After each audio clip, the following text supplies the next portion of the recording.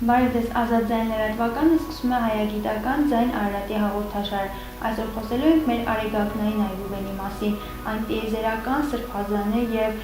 բարամությունը նույնիսկ մենք չենք կարող գուշակել, քանզի մարդու ծագումնաբանությունից ի վեր գոյություն ունի մեր այբուբենը։ Այն ունի բազմաթիվ թարգմանագիտական գաղափարախոսություններ եւ հենց այդ գաղտնիքները կփորձենք պարզել հայագետ Սերգեյ Սիմոնյանի հետ միասին։ Բարևձեզ, պարոն Սիմոնյան։ Բարևձեզ։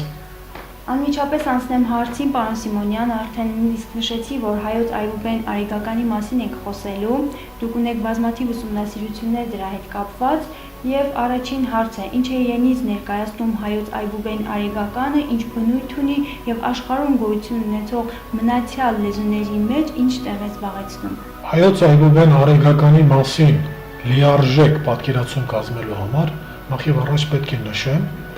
որ ընդհանրապես մեր հնագույն ժամանակներից սկսված արևային քաղաքակրթության արժե համակարգը իր մեջ հիմնականում ներառել է մեր հավատքը, գիրը եւ տոմարը։ Եվ այս երեքը ունեն արևային բնույթ է։ Այն ինչ որ ասենք ժողովրդի մեջ տարածված է եղել, որ մեր հին հավատքը արևապաշտություն է, այսինքն կենաց լույսի պաշտամունք է եղել, այն որ մեր տոմարը հայկյան սրբազան տոմարը, արեգակնային օրացույցը, սա էլ արդեն վկայված է եւ մենք դրա մասին հստակ պատկերացում ունենք։ Իսկ գրի հետ կապված իհարկե մենք բարձրաձայնեցինք, մինչ այդ դրա մասին շատ քչերը գիտեին եւ շատ քչերն էին խոսում, որ մեր այբուբենը մաքրամաքուր արեգակնային այբուբեն է, այբուբեն արեգական։ Այս բացահայտումը մեզ ստանում է այն տեսակետին, որ թե մեր օրացույցի արեգակնային, թե մեր արեգակնային այբուբենի եւ թե մեր հավատքի հիմքը մեկն է, արևային քաղաքակրթության մշակույթի այդ ամբողջ համակարգի հիմքում դրել է այս արևային հավատքը, գիրը եւ տոմարը։ Եվ իրենք իրենց ծնունդը կապում են ոչ թե ինչ-որ կենդանու կամ թռչունի հետ, այլ կենաց ծառի հետ։ Աստորեն հայ ազգը ինքը դրախտի առաջին բնակիչն է։ Կենաց ծառի ծնվածն է։ Կենաց ծառը մեզանում ծիրանի ծառն է, ծիրանը ինքը արևային պտուղ է, միրգ է, ծիրանի ծառը արևային ծառն է եւ պատահական չի նաեւ որ մեր նահապետը հայք նահապետը մեզանում կոչվում էր ծիրանածնունդ եւ ծիրանագիր հայոց հարկ։ Մեկ ուրիշ բան ասեմ աշխարհագրական առումով։ Հայկական լեռնաշխարհը իր դիրքով որոշակիորեն, եթե մենք երկիր մոլորակը դիտարկում ենք որպես մայրական կենդանի օրգանիզմ, որտեղ որոշակի աշխարհագրական առումով որոշ մասերը համապատասխանում են այդ օրգանիզմի գլխին,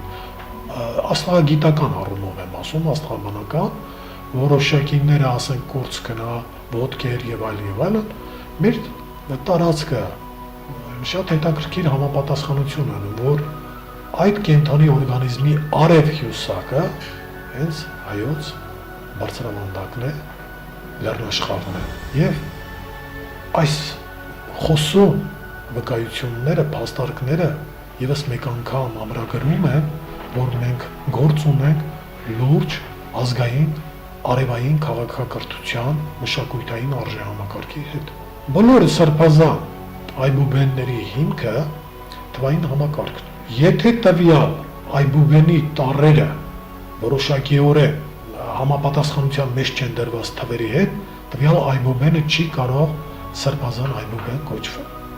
Մեզանում բոլորը գիտեն, որ մեր տառերը նաև թվեր են։ Եվ այստեղ է որ պետք է ասենք հայոց այբուբեն արեգականը որպես կենաց համակարգի կարևորագույն հիմնադրույթային բաղադրամաս կենդանի համակարգ է, որը բաղկացած է 36 կենդանի գրերից։ Այսինքն սա ոչ թե լոկ նշան է, այլ սա կենսականության, կենդանության խորհուրդը ունեցող գրեր է։ Պարզաբան է միտքս։ Գիրը եթե կենդանի է, կենդանի մարդուն պես պետք է նա ունենա մարմին, շունչ եւ հոգի։ Հարց է առաջանում, որն է գրի մարմինը, որն է շունչը եւ որն է հոգին։ Եվ այստեղ պարզ է դառնում, որ մեր գրերի մարմինը դա գրանշան տառերն է։ Ուրեմն տառերը գրի մարմինն է։ Իսկ որն է շունչը։ Շունչը ձայնանշան հնչյուններն են։ Իսկ որն է հոգին, հոգին թվանշան տիվերն է։ Տիվը մեզանում լույսի խորհուրդ ունի։ Մենք ունենք դիվ, տիվ։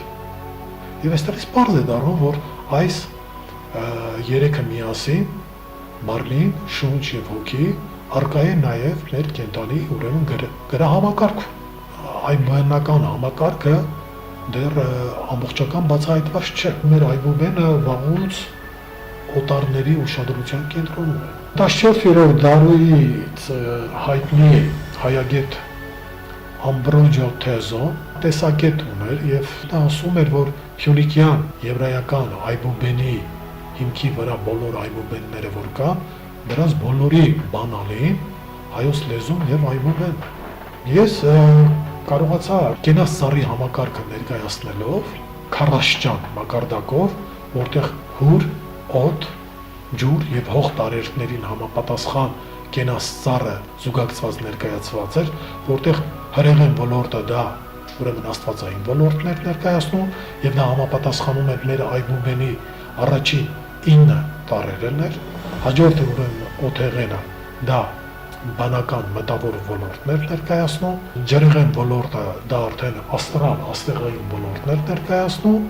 եւ վերջին 9-ը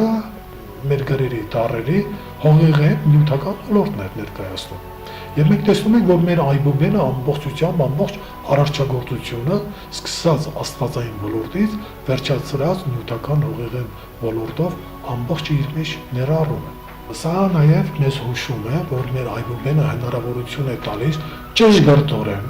ամբողջ արարչագործության մեջ ձեզերքում ինչ երևույթներ որ կան, իրեր գոյացություններ, սա ճշգրտորեն հայերենով արտահայտելու։ Ճիշտ անվանման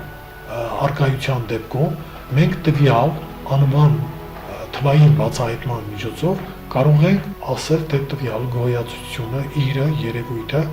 ինչ էություն ունի, որն է տվյալ իր երևույթի էակի իմաստը եւ նշանակությունը։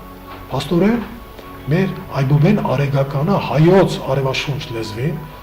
տալիս է խիստ իմաստավորում։ Մեր հայերեն բառերը, եթե ճշգրտորեն են օգտագործվում, ամբողջությամբ ճշգրտորեն ներկայացնում իմաստավորում են եզերակարգում արկա երևույթները իրերը։ Շեշտեցիք, որ մեր արեգակնային այբուբենը թվային համակարգում մեծ տեղ ունի, մի փոքր ավելի մանրամասնենք եւ օրինակներ բերենք։ Ուրեմն տեսեք, առաջին 9-ը այբով որ սկսվում է, միավորների ուրեմն դասն է։ Ունենք 4 դասեր, միավորների դաս, առաջին 9-ը այբից սկսվող, տասնավորների դաս, հարյուրավորներ եւ հազարավորներ։ Զրոները, որպես թվային համակարգ, երբ որ մենք այբուբեն նայում ենք, դրանք պարբերություն են խորհրդանշում, կոնկրետ օրինակ։ Մենք վերցնենք աստ արմատը, տվյալ դեպքում աստված բառի արմատը աստ։ Թվերով այն համապատասխանում է 1 թիվը, ս 2000 եւ տան 4000 զրոները էլի մի կողմ մուրդան 4։ 1 գումարած 2 գումարած 4 ինչ արեց գումարը 7։ Իսկ 7-ը միավորների մեր դասում n է։ Հաստորեն մենք կարող ենք a-ի եւ աստի միջև հավասարության նշան դնել ըստ էության եւ իմաստաբանության։ Իրոք եւ դա այդպես է։ Եթե մենք հնդեվրոպական լեզվաընտանիքի մեջ աստ ռուսերեն ասենք jest եւ այլն անգլերենում, ֆրանսերենում, դա լինելության, գոյության, էության խորհուրդն ունի։ Այն մեզանում բացարձակ լինելության, գոյության խորհուրդն ունի, կամ ճշմարտության խորհուրդը։ Այս ճշմարտությունը դա լինելության հետ է կապված։ Եթե մեր այբուբենը տիեզերական է, նշանակում է նա չի կարող կապ չունենալ համաստեղությունների հետ։ Այո։ Դրա մասին էլ խոսենք։ Մեր այբուբենը ես նկատի ունեմ դասական հնագույն այբուբեն արեգականը։ Խիստ կանոնակարգված է որպես թվային համակարգ, հնչյունային համակարգ եւ գրանշանային համակարգ։ Այս երաշտյան համակարգը մեզ հնարավորություն է տալիս ամբողջ ցանկացած երևույթների հետ կապված բացահայտումներ կատարել։ Մարդ արարած է ինքը լինելով որպես փոքր աշխարհ, միկրոկոսմոս, եւ ջեզերքը լինելով մեծ աշխարհ,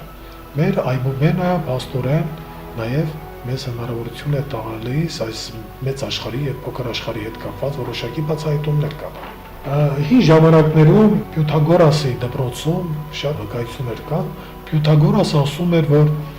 36 թիվը կոսմոսի ջեզերքի թիվն է։ Մեր այբուբենը 36 գրերից, տառերից է բաղկացած։ Եվ մենք ասացինք, որ սա արեգակնային այբուբեն է։ Հին իմաստնությունում բոլոր մոլորակների լուսատումների հետ կապված գոյություն է ունեցել մոգական քառակուսիներ, արեգակի մոգական քառակուսի, որը իրենից ներկայացնում էր 6 անգամ 6 ձևաչափի թվային քառակուսի, կա լուսնի մոգական քառակուսի 9 անգամ 9 տարբերակով։ Եվ այդպես, բոլոր մոլորակները, այդտեղ փայլածոնը, երևակն է, լուսանթագն է, լուսաբերն է։ Մեր այբուբենը նաև հիշատակված է որպես 6 անգամ 6 ձևաչափով։ Եվ երբ որ մենք այբուբենի տառերը որոշակի դիրքում համապատասխան շարում ենք, մենք տեսնում ենք, որ նա իրենից ներկայացնում է այբուբենի արեգակնային քառակուսի։ Սա նույնպես արդեն որպես խիստ հիմնավորված թվային առումով ցույց է տալիս, որ մեր այբուբենը մաքրամաքուր արեգակնային է։ Կան աշխարհում նաև այլ տեսակի այբուբեններ, բայց ոչ մի ազգ չունի մաքուր 36 գրից բաղկացած այսպիսի այբուբեն չունի։ Մենք կարող ենք նաև նշել, որ գոյություն ունի, ասենք, լուսնային այբուբեն, դա արաբական այբուբենն է, 28 տառերից բաղկացած, եւ այդ 28-ն էլ նույնպես լուսնի ուրեմն ամսական օրերի հետ է կապված։ Երբ որ մենք Գենաս ծառի աստվածապաշտական համակարգում մեր տոմարը, արեգակնային օրացույցը եւ արեգակնային այբուբեն համատեղ դիտարկում ենք, որպես գենաց համակարգ, մենք տեսնում ենք, որ յուրաքանչյուր մեր այբուբենի տառը համապատասխանում է մեր տարվա կոնկրետ մի տասնօրյակի։ Եթե մենք վերցնենք մեր հնագույն ժամանակներից ավանդական ամանորը, որը սկսում է գարնանամուտով, արեգամսվա արեգորով, առաջին այդ տասնօրյակին,